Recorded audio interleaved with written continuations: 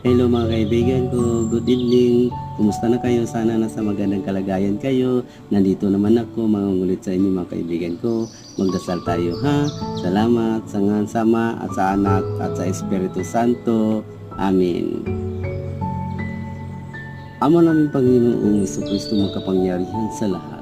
Nandito kami kasama ko ang aming mga kaibigan, lalo na itong nakita sa video na to. Huwag mo kaming pababayaan, bigyan mo kami ng lakas at mahabang buhay, pati na ang aming mga pamilya, dahil alam namin na kahit ang iyong pagkabuhay sa sumilay sa aming pagdarasal, kaawaan mo kami at naway pagbigyan ang aming kahilingan sapagkat kami lubos na nagtitiwala ng inyong ipagkakaloob ng aming mga pinakikiusap ng mga pangangailangan ng aming katawan at lalong-lalo ng